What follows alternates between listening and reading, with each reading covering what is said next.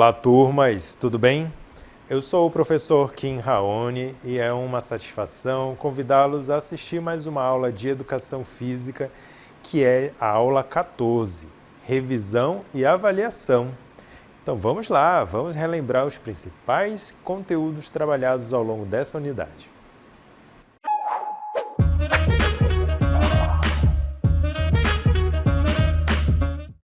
Muito bem, a gente já inicia a nossa aula aqui nesse cenário maravilhoso, aqui na Arena da Amazônia. E aí, o que será que nós iremos falar? O que acontece? Qual é o esporte que é praticado nesse espaço? Tenho certeza que vocês já sabem, até porque é o esporte que é paixão nacional, é o nosso futebol. Vamos relembrar algumas informações a respeito desse esporte?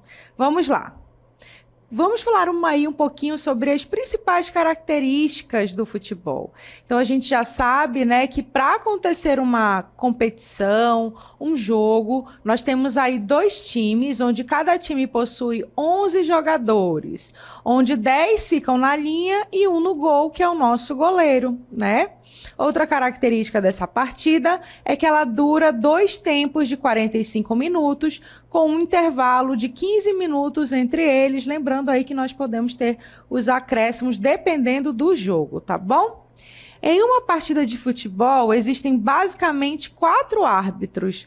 Um árbitro central, 2 assistentes, popularmente chamados de bandeirinhas, e o 4º árbitro, que somente irá atuar na impossibilidade dos demais árbitros, tá bom? Então, só para a gente relembrar. E falando um pouquinho mais, outra grande característica que eu quero apresentar para vocês é o campo de futebol. Observem aí, é onde ocorre todos os fundamentos, todo o show, né, que os nossos atletas têm para nos apresentar.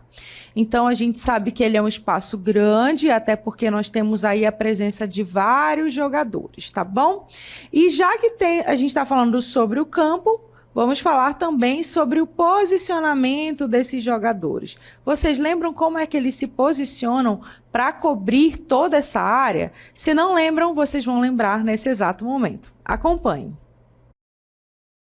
O goleiro é quem protege a baliza.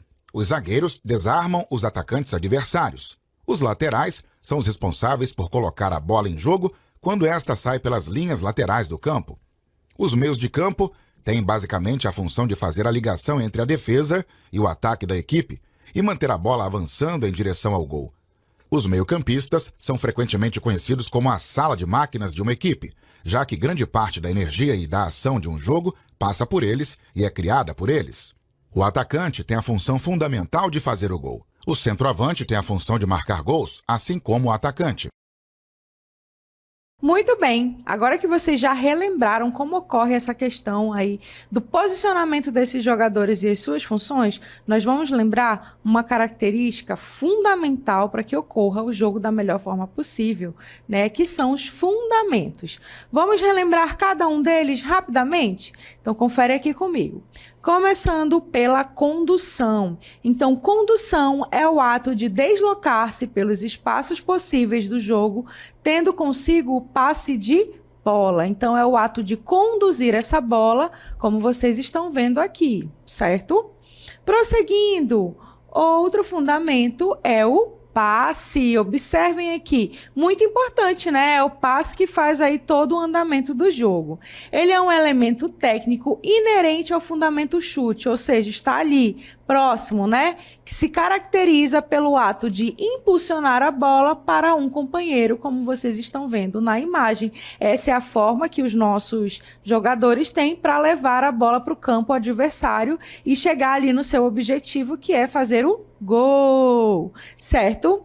Outro fundamento é o drible. Vocês já ouviram... Opa, desculpa, é o chute. Estava falando dele, né? Junto ali com o passe. Então, observem aí. Chute é aquele fundamento que todo mundo espera, né? ali para finalização do passe. Então, olha só, chute é o ato de golpear a bola, desviando ou dando trajetória mesma, estando ela parada ou em movimento. O objetivo é finalizar uma ação para o gol ou impedir o prosseguimento das ações do adversário, certo? Então, o fundamento chute também é muito importante. Vamos ver qual é o próximo? Vejam aí.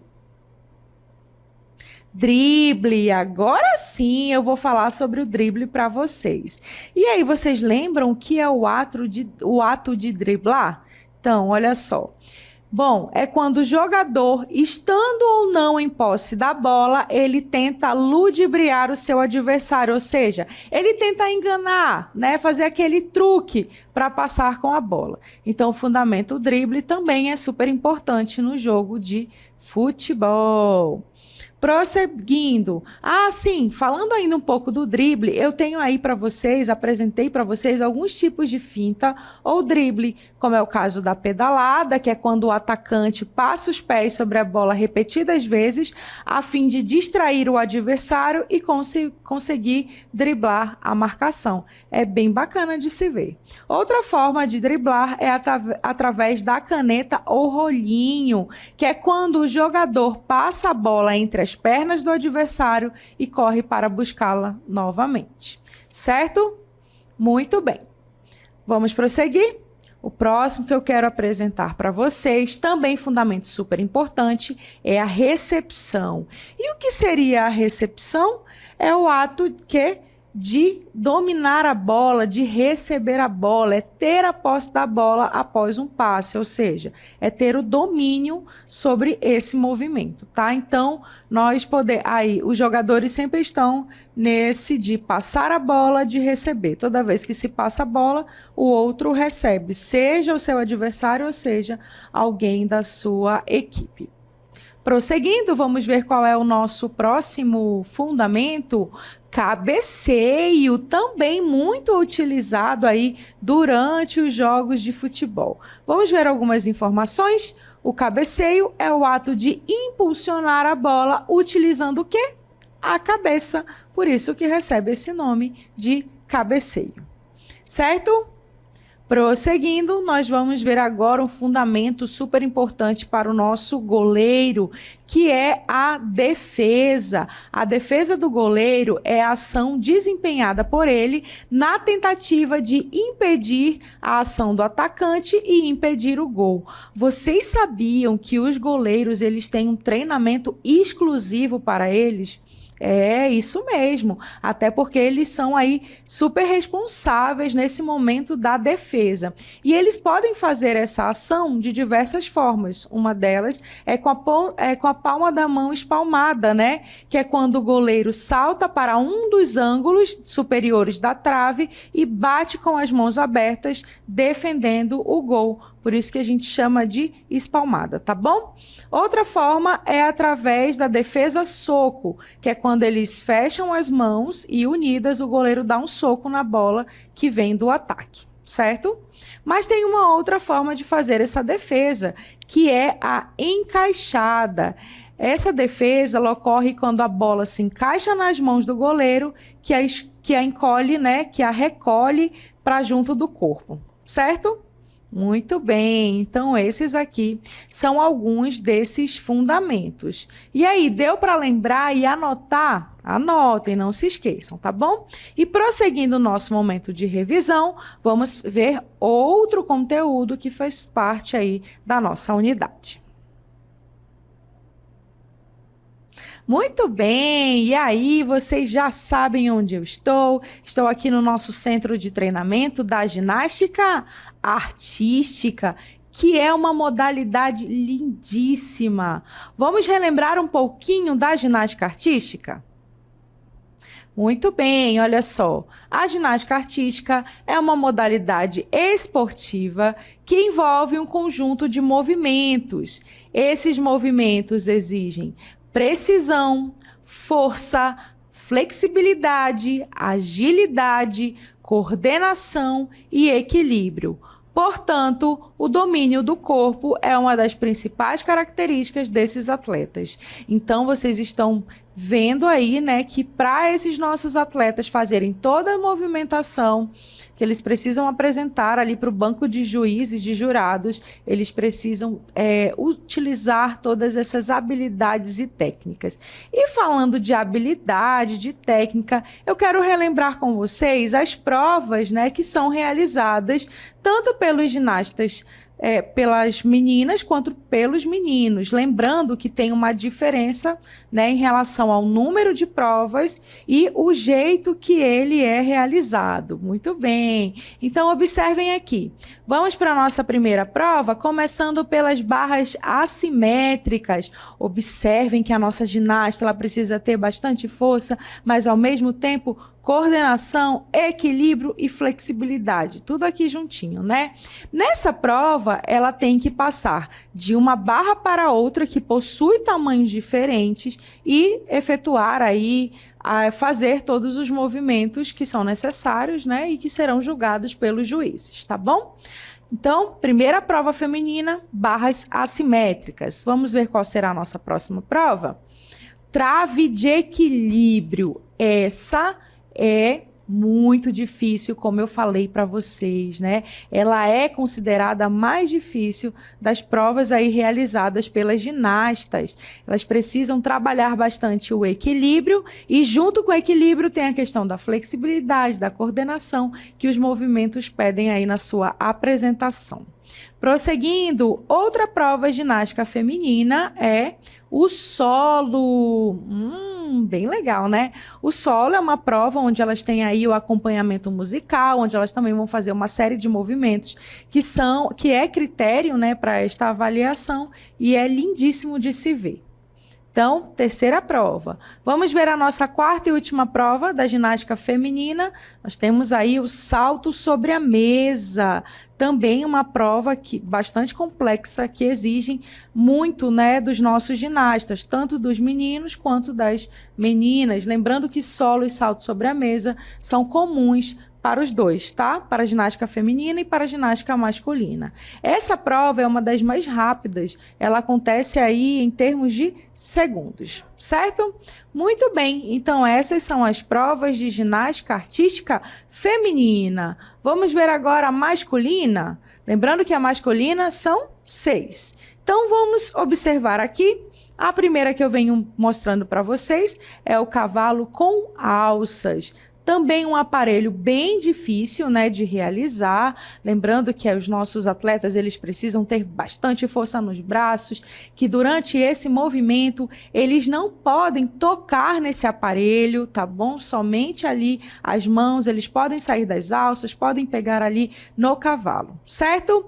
Prosseguindo, vamos ver qual é a nossa segunda prova masculina. Argolas, observem aí, argola também é uma prova complexa, né? Eles têm aí que se manter em suspensão, fazendo todos os movimentos, movimentando a argola o mínimo possível. O ideal é que eles não movimentem essa argola, tá bom? Prosseguindo, outra prova masculina são as barras paralelas, que também vai exigir deles grande força, coordenação, flexibilidade e agilidade ali nos movimentos, certo? Vamos ver qual é a nossa próxima prova. Barra fixa. Essa aqui também exige bastante, todas elas, né? Observem aí o nosso ginasta numa posição estática, mostrando aí toda a sua desenvoltura e habilidade em fazer essa movimentação. Próxima. Vamos ver qual é a nossa próxima. Salto sobre a mesa, como eu falei, é comum para os dois, né? Tanto para o feminino quanto para o masculino. Mais uma vez, relembro para vocês que a prova mais rápida acontece aí em fração de segundos, onde eles têm que correr, se impulsionar e fazer o salto sobre a mesa, certo? Vamos ver o próximo. Solo também faz parte aí das provas masculinas. Lembrando que, diferente do das meninas, o deles não tem acompanhamento musical. certo? Muito bem, então essas foram as provas da ginástica artística, a feminina e a masculina. Lembrando que durante esses movimentos que são realizados, né, nós temos alguns fundamentos acontecendo, como as aterrissagens, os deslocamentos, as posições estáticas e as rotações. Bem interessante, né? Por isso que se chama o quê? Um esporte combinatório. Técnico combinatório, porque vai exigir toda essa presença da técnica, das habilidades e dos fundamentos, saltos, balanços, como eu falei para vocês.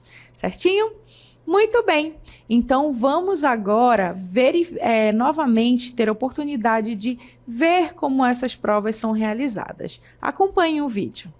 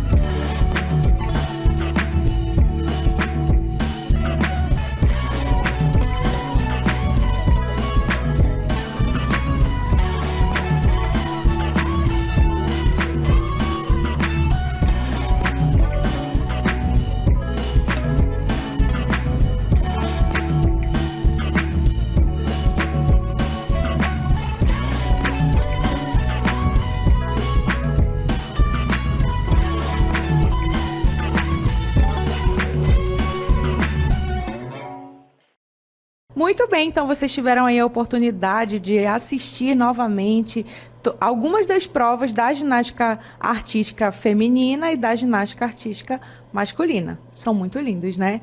Muito bem, gente. Prosseguindo a nossa revisão, vamos adentrando aí o nosso próximo conteúdo, que é a respeito da ginástica acrobática. E eu venho contando um pouquinho da história para vocês novamente. Então, a sua origem é de milhares de anos atrás, desde o ano 2300 a.C. no Egito, onde, através de escavações arqueológicas, foram descobertas pinturas ilustrativas. Então, é bem antiga, né?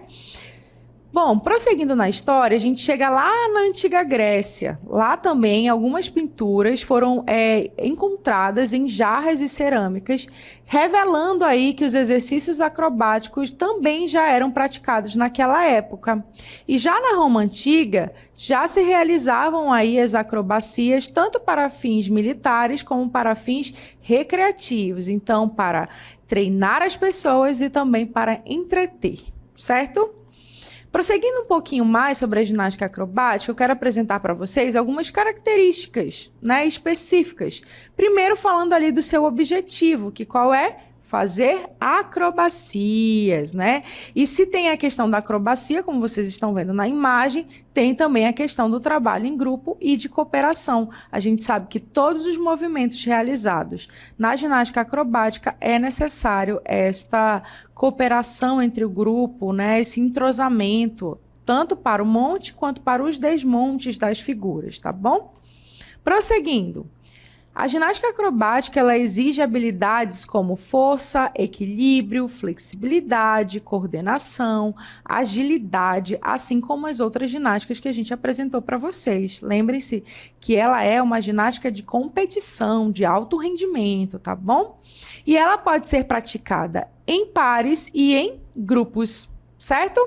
Muito bem, agora eu quero que vocês visualizem novamente aqui as nossas ginastas, para a gente relembrar um pouquinho sobre a função e o posicionamento dessas ginastas ali durante a apresentação. Então, observando a imagem, a gente já percebe que elas possuem estaturas e estruturas corporais diferentes. Tudo isso tem um porquê. É só a gente lembrar o quê? Da função de cada uma delas na apresentação. Lembrando que essa aqui é uma categoria, né? É um trio, mas nós temos o quarteto, que é masculino, a gente tem aí a mista, né? Que é homem e mulher juntos, aí nós temos as duplas, que é só feminino, é só masculino, tá bom? E aqui nós temos o nosso trio. Então, nesse trio, nós temos 3 ginastas e cada uma delas tem a sua função nessa figura e durante a apresentação. E aí eu quero começar apresentando para vocês da base para cima, tá? Então, a base, ela é a nossa ginasta que tem uma estrutura maior, né? Tanto de altura como do corpo mesmo, simbolizando aí toda a sua força. Ela tem como função sustentar todas as figuras, tudo que será feito, tudo que será realizado pela nossa intermediária e pela nossa volante, tá bom? Então, a base, ela é aquela que segura, que sustenta todo o movimento. Logo em seguida, nós temos aí o nosso intermédio, a nossa intermediária, que também faz aí a função de sustentar, tá bom? Então, ela ajuda a suportar e a projetar o volante, que é a que está na ponta. Ela fica entre a base e o volante e ela deve ser menor que a base, porém maior que o volante. Então, se a nossa base ela tem uma estrutura maior e um pouco mais forte, a nossa intermediária ela também vai ter uma estrutura, só que menor que a base, maior que a volante, também uma estrutura corporal de força bem grande, tá bom? Já chegando aqui no topo da nossa figura, nós temos ali a nossa volante. Observem aqui. É ela que executa os equilíbrios e os mortais. Normalmente, ela é a ginasta mais nova, que tem uma estrutura física mais baixa e mais leve. Isso é óbvio, né? Por quê? Porque ela precisa ir fazer todos os saltos, piruetas que estão envolvidos ali na sua apresentação, certo? Então, lembre-se aí, nós temos volante, intermediária ou intermédio e a nossa base. E juntas, né, trabalhando juntas, elas fazem aí uma belíssima e grandiosa apresentação. Lembrando que o que é característica dessa ginástica acrobática são os montes, né, que é quando elas montam as figuras e quando elas desmontam essas figuras também. E para explicar um pouquinho, para vocês visualizarem esse processo, né, da apresentação e da preparação para cada movimento, acompanhem o vídeo.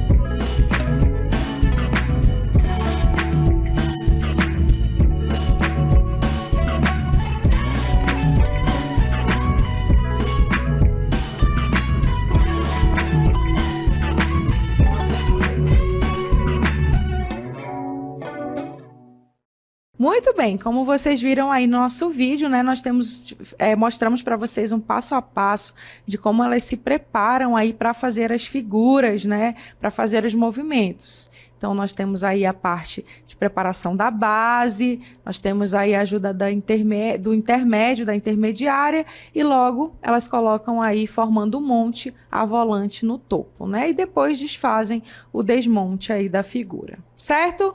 Muito bem, espero que vocês tenham gostado de relembrar esses 3 grandiosos e maravilhosos conteúdos da educação física. A gente finaliza por aqui e a gente se encontra numa próxima oportunidade.